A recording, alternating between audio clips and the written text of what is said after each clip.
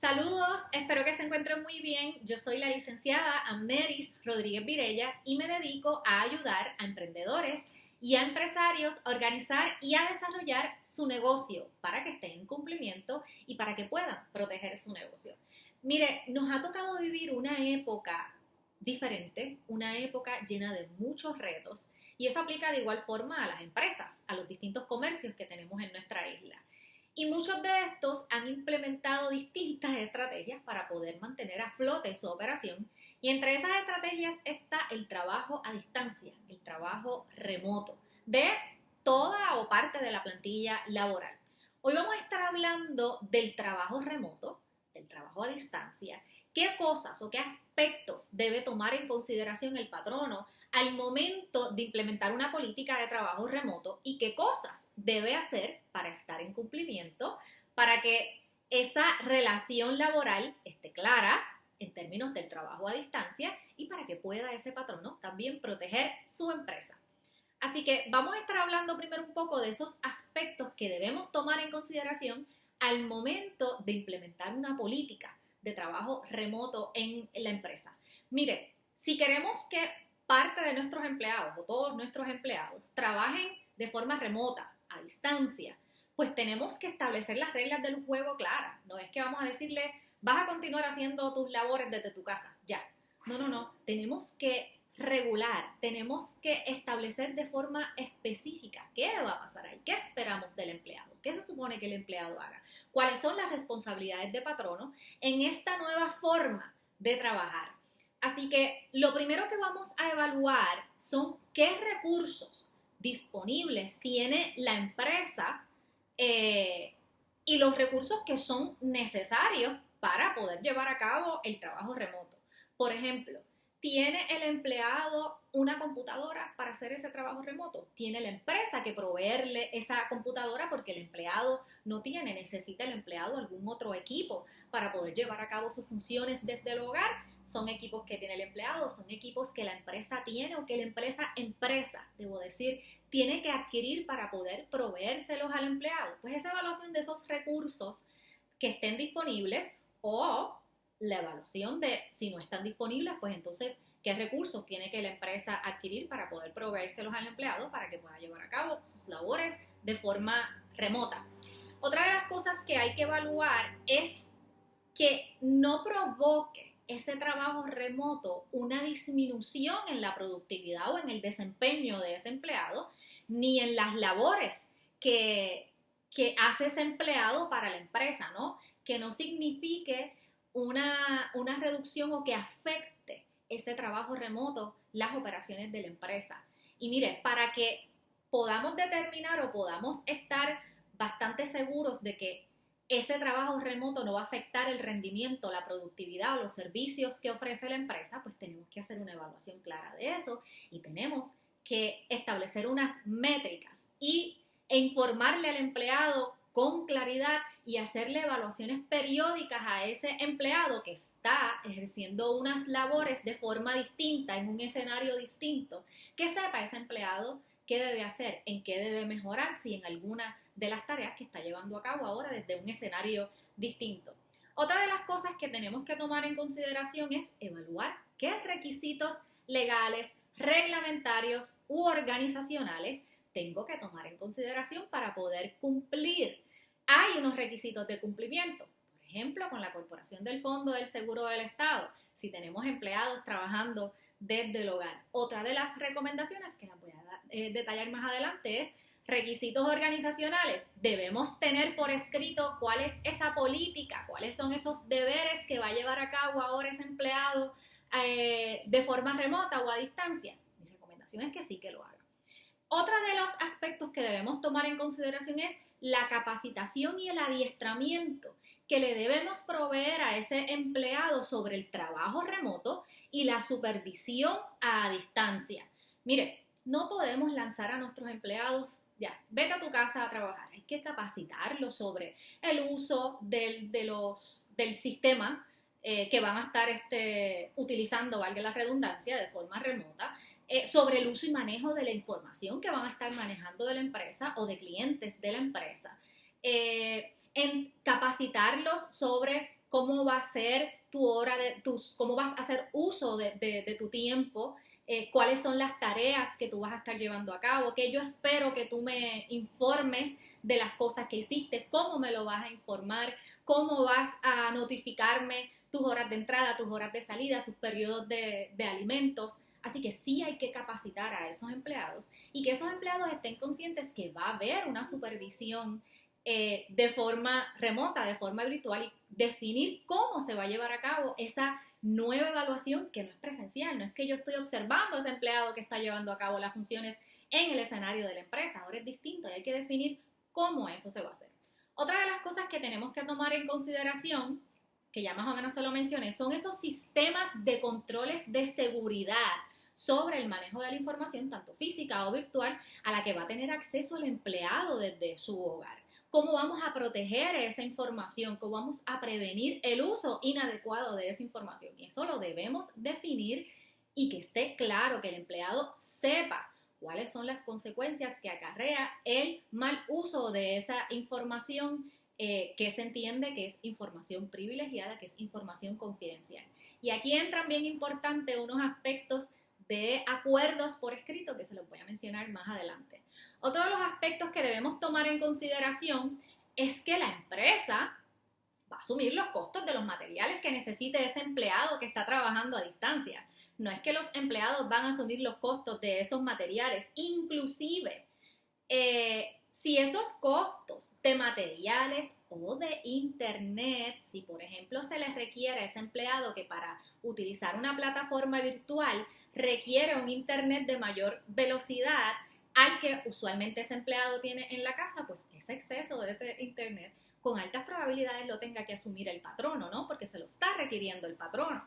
E inclusive si el costo de estos materiales o de otras herramientas que el empleado tenga que tener en el hogar y que el empleado sea quien asume el costo, afecta el salario mínimo federal de ese empleado, entonces patrono también tendría que asumir los costos de esos gastos. ¿Qué debemos hacer entonces como empresa para estar en cumplimiento, para protegernos, para que esa relación laboral, que ahora es distinta, que se está llevando de forma remota, esté clara? ¿Qué cosas tengo que tomar en consideración? ¿Qué cosas no solamente tengo que tomar en consideración? ¿Qué cosas tengo que hacer? Antes les dije qué aspectos debo tomar en consideración, ahora vamos a hacerlo. Pues mire, vamos a determinar primero cuáles son los empleados elegibles y cómo se determina esa elegibilidad de empleados que pueden trabajar remotos. Yo tengo que tener muy claro en la empresa de cuáles, porque no todas las posiciones están sujetas a trabajo a distancia. Hay labores que tienen que llevarse a cabo de forma presencial. Pues entonces el patrono tiene que anunciarle formalmente a los empleados quiénes o cuáles posiciones pueden beneficiarse de este trabajo a distancia, cuáles cualifican para trabajo a distancia y cuáles son los requisitos para que se determine o para que ese empleado sea elegible para el trabajo a distancia. Eso hay que definirlo y debe estar por escrito. Debemos redactar e implementar manuales y políticas de trabajo a distancia. Debe haber una política de trabajo remoto, de trabajo a distancia, donde se dispongan en específico varias cosas que les voy a hablar aquí. Tiene que haber un acuerdo por escrito de trabajo a distancia. Debe estar bien clara que esa relación laboral se va a continuar dando desde el hogar del empleado o donde el empleado determine que va a llevar a cabo esas funciones de forma remota. En ese acuerdo deben estar bien específicas las labores que va a llevar a cabo el empleado, así como el uso y manejo de la información de la empresa que va a estar manejando el empleado. Y ahí yo les incluiría, si no lo tienen, el acuerdo de confidencialidad respecto a la información de la empresa y de los clientes. Y mire, está aquí, usted va a decir, pero es que el empleado va a estar llevando a cabo las mismas labores que llevaba antes. No necesariamente, puede ser que lleve a cabo las mismas labores que llevaba de forma presencial en la empresa. Pero si esas labores son distintas, yo le sugiero que entonces en este acuerdo estén específicas esas labores que va a estar llevando a cabo el empleado de forma remota. Tengo que hacer un adiestramiento del funcionamiento del trabajo remoto. Tiene que haber un adiestramiento previo a que ese empleado comience a trabajar de forma remota.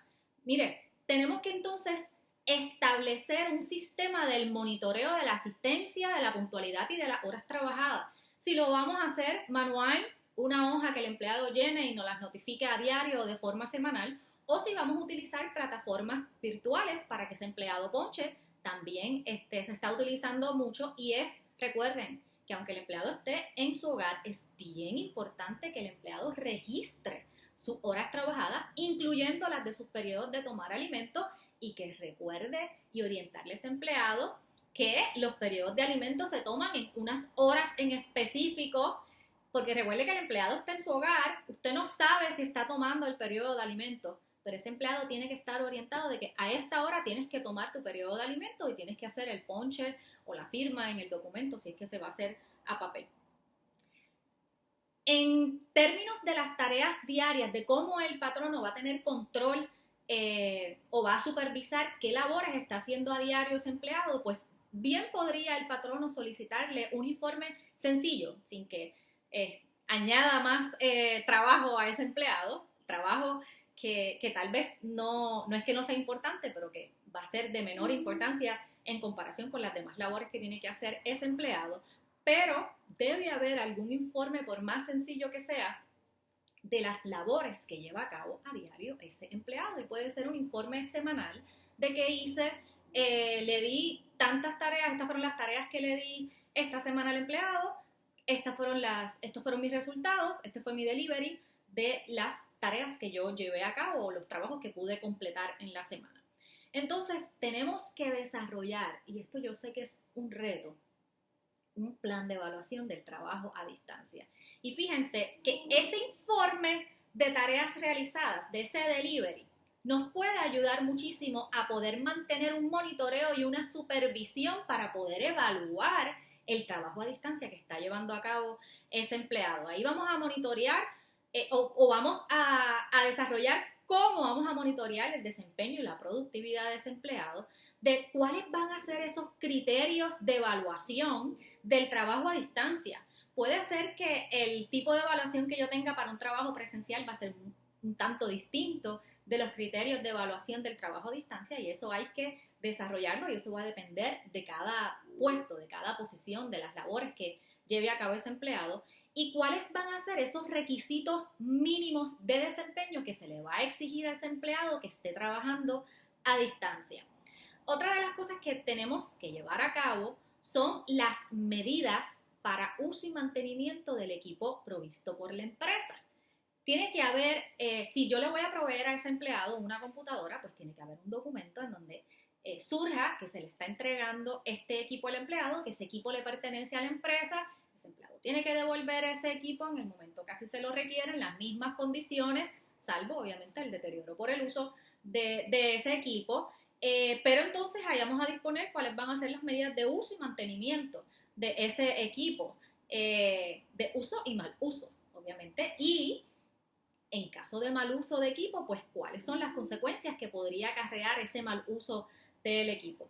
Otra de las cosas que debemos hacer cuando tenemos a un empleado trabajando remoto es el cambio de clasificación en la corporación del Fondo del Seguro del Estado, porque le había dicho que había unos requisitos legales o reglamentarios que había que tomar en consideración.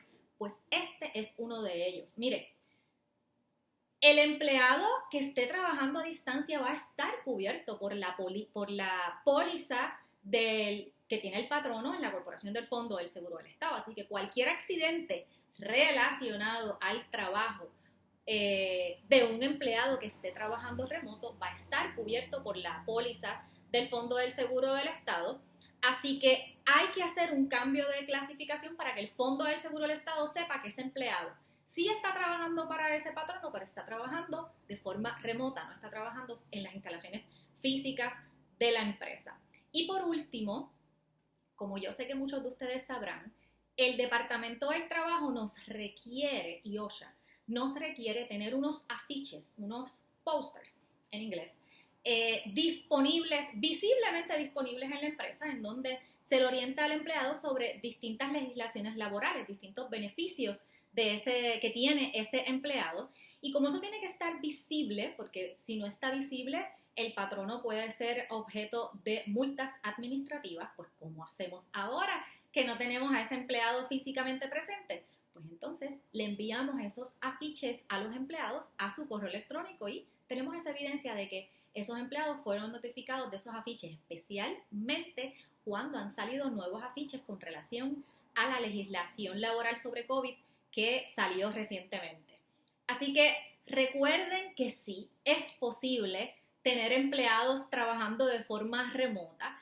Definitivamente en los empleados o según las labores que hacen esos empleados, que eso sea posible, pues definitivamente sí es recomendable dadas las circunstancias que estamos viviendo. Lo importante es que nosotros en la empresa podamos organizarnos de forma administrativa, ¿no?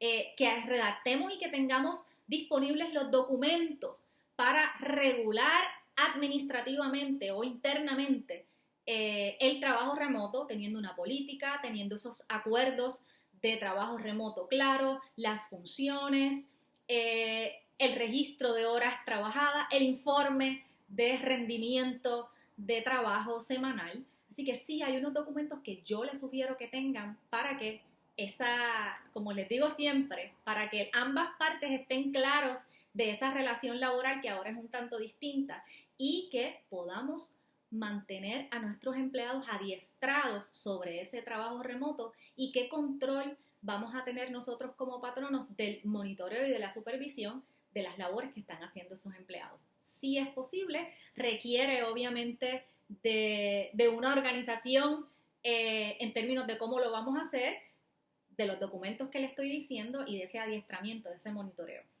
Si tienen dudas respecto a esto, se pueden comunicar conmigo y yo con mucho gusto los voy a ayudar a establecer esas políticas, a tener esos documentos al día para que cada parte esté muy clara de esa relación laboral ahora que la vamos a llevar a cabo de forma remota, a distancia. Yo espero que esta información haya sido de mucho beneficio para ustedes.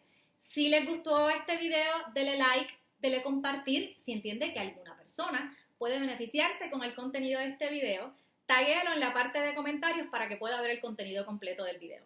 Se me cuidan y sigan echando para adelante como siempre.